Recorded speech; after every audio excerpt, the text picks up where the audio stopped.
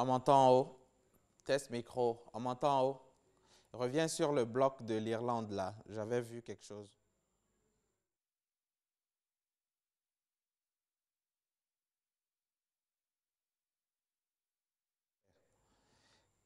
On ne rompt pas avec l'avortement. On rompt avec l'interdiction de l'avortement.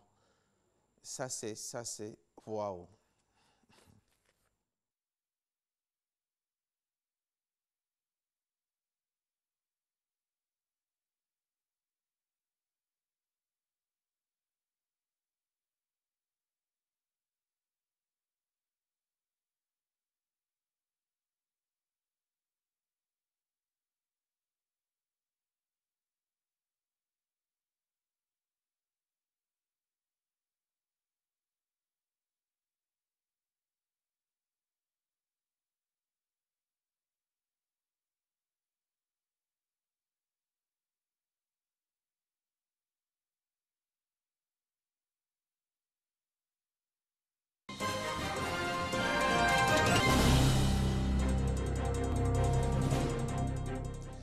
Bonjour mesdames et messieurs, bienvenue dans ce flash d'information. Le président Alassane Ouattara a reçu hier les rapports 2014, 2015 et 2016 de la Cour des comptes. De nombreuses observations et recommandations figurent dans ces rapports.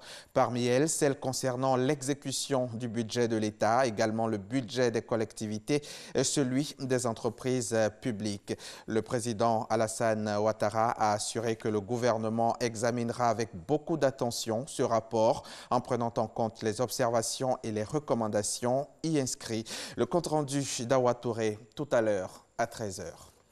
Et juste après cette remise de rapport de la Cour des comptes au président de la République, cérémonie à laquelle il a pris part, le Premier ministre a de son côté procédé à l'installation officielle d'une nouvelle instance, la Commission ivoirienne de la concurrence. C'est une commission composée d'une dizaine de membres qui aura pour mission de surveiller le marché afin d'y déceler les pratiques anticoncurrentielles qui pourraient porter atteinte à la sécurité des affaires en Côte d'Ivoire. Et n'importe quel opérateur économique observant une concurrence déloyale peut saisir l'autorité administrative indépendante. Vous pourrez suivre le reportage de Jean-Luc Bangbo dans l'édition de 13 h. Savez-vous que la rage est mortelle à 100% et que les chiens sont principalement à l'origine de ces cas mortels de rage humaine? Eh bien, selon l'OMS, ce sont 59 000 personnes qui meurent chaque année dans le monde et aucun pays n'est épargné. Face à la situation alarmante, les experts nationaux et internationaux réunis ici en Côte d'Ivoire ont mis sur pied à Grand-Bassam un plan d'action national pour bouter la rage humaine et canine hors de nos frontières. Une rencontre à l'initiative de la FAO, de l'USAID et du ministère des Ressources animales et halieutiques. Ami Sissoko y était pour RTI. La rage est une maladie contagieuse qui sévit dans plus de 150 pays. Elle est généralement mortelle une fois les symptômes apparus. 59 000 décès sont enregistrés chaque année dans le monde selon l'OMS. La maladie est transmise par les chiens, chats et autres animaux de compagnie. La rage reste présente en Côte d'Ivoire avec en moyenne 20 décès par an sur 10 000 personnes mordues. Autour de cette maladie sont réunis les experts à Grand-Bassam depuis 3 jours avec pour seul objectif limiter les dégâts. Partage d'expérience au programme avec la FAO, l'USAID et le ministère des Ressources animales et halieutiques. Je suis venu pour renforcer l'équipe de la FAO qui a pour mission d'appuyer le gouvernement ivoirien, de l'aider à renforcer ses capacités pour une meilleure détection, une prévention et un contrôle des maladies prioritaires, en particulier les maladies zoonotiques. La rage est évitable à 100% par la vaccination selon les experts. Pour eux, il est nécessaire de rendre accessibles les vaccins, de s'assurer que les personnes mordues soient traitées promptement et de procéder à la vaccination de masse des chiens qui représentent 99% des cas de transmission. La rage est maintenant une maladie émergente en Côte d'Ivoire. La rage est fatale à 100%, mais peut aussi être évitée à 100% par la vaccination, la formation, la sensibilisation et la coordination. En Côte d'Ivoire, le gouvernement ivoirien en plus des campagnes de vaccination annuelles, met en œuvre depuis 2007 un plan d'action de lutte. Malgré tous ces efforts, il faut reconnaître que la rage est une maladie négligée et dont les cas ne sont pas tous déclarés.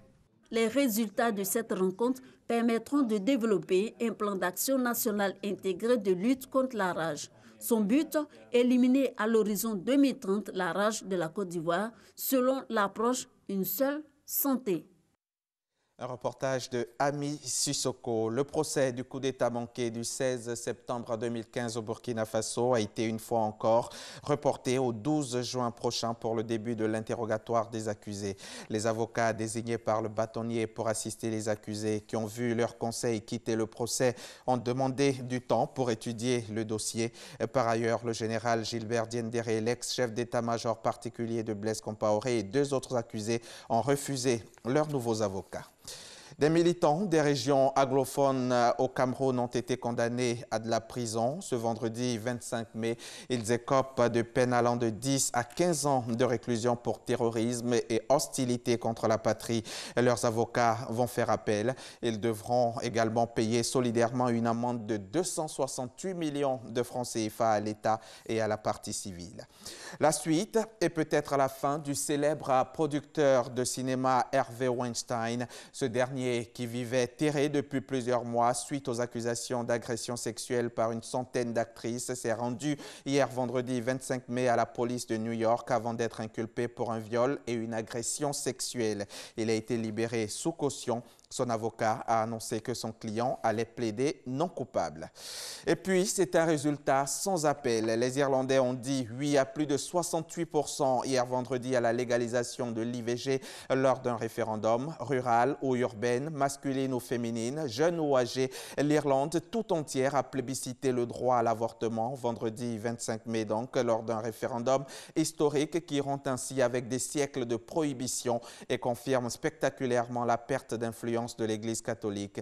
Plus des 2/3 des 3,3 millions d'électeurs, selon un sondage de sortie des urnes, ont voté en faveur de l'abrogation du 8e amendement de la Constitution qui prohibe de fait tout avortement en protégeant l'enfant à naître au nom de son droit à la vie égal à celui de la mère. Les résultats officiels seront connus dans la journée. C'est la fin de ce flash. Je vous retrouve tout à l'heure à 13h pour développer tout ça.